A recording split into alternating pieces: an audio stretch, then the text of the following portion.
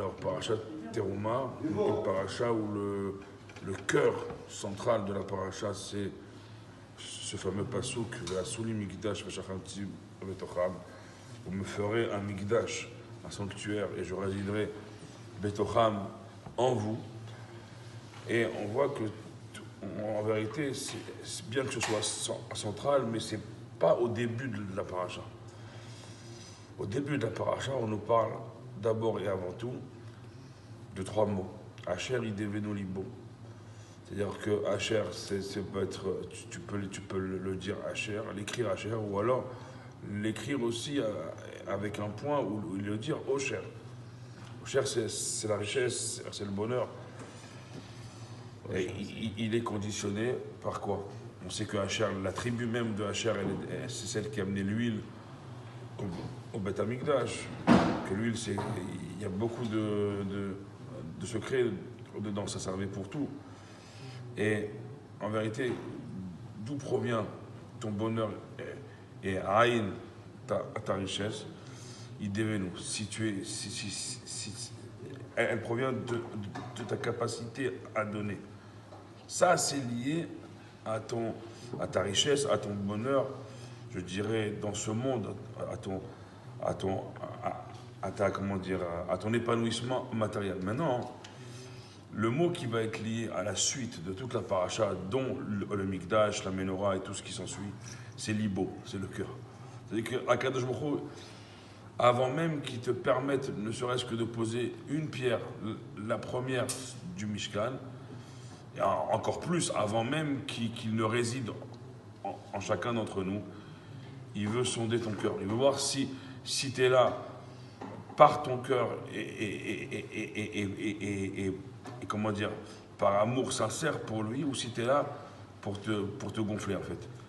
Et si en vérité, tout est conditionné là-dessus. Aujourd'hui, on se pose des questions, notamment pourquoi on ne retrouve pas ce Mishkan, ce Beth Amikdash. Pourquoi on ne retrouve pas?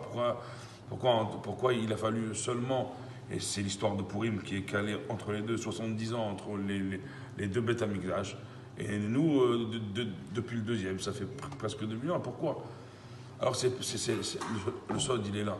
C'est que Asher, il devenu, oui, ta plénitude matérielle, ton épanouissement, ton bonheur, ta richesse, c'est ta capacité à donner. Quelqu'un qui ne travaille pas, il ne peut pas avoir de salaire à la fin du mois. Maintenant, ça, c'est entre les hommes. Maintenant, quand il s'agit de construire un sanctuaire pour Dieu, et plus encore, quand tu attends de Dieu et tu demandes de Dieu qu'il réside en toi, là, il n'y a que le cœur qui est la clé. Et là, on ne peut pas tricher. C'est-à-dire que oui, on peut montrer notre cœur extérieur aux gens et leur faire croire que notre cœur extérieur, il est bon, il est pur. Par contre, Roech Elayot Valev, celui qui voit, qui sonde les reins et le cœur, ça, il y a quelqu'un de Baruch Hu qui.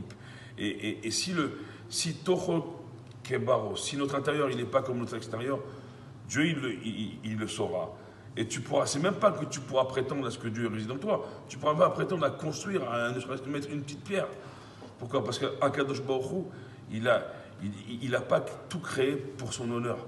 Il a créé les Tiv, les Borav, avant tout pour faire du bien à ce qu'il a créé. Et comment nous, on pourrait faire autrement, ou alors moins que ça, ou alors se croire plus que ça? Et c'est la condition de tout, c'est la clé de tout. Si aujourd'hui on arrive à mettre du cœur, c'est-à-dire de l'investissement sincère, mais que sincère en fait, rien d'autre, et dans tout ce qu'on fait, alors oui, va arriver, on va nous permettre de reconstruire le Mikdash, et que Dieu il va résider pour toujours en nous. Mais ça d'abord, il faut activer la clé du cœur, c'est le message de la paracha de ce Shabbat. On est également aujourd'hui 7 Adar Aleph, le jour de l'Aïloulat de Moshe Rabbeinu. Moshe Rabbeinu, il a donné tout son cœur, toute sa vie pour le Ham Israël, à tel point que eux, ils sont rentrés en Eretz Israël et pas lui. Donc à l'image de Moshe Rabbeinu et de ce qu'Akadosh Baruch Hu, il nous demande d'être sachons maître du cœur dans tout ce qu'on fait, et on reverra le Mikdash et Dieu, on le reverra révélé parmi nous, en nous, pour toujours. Amen.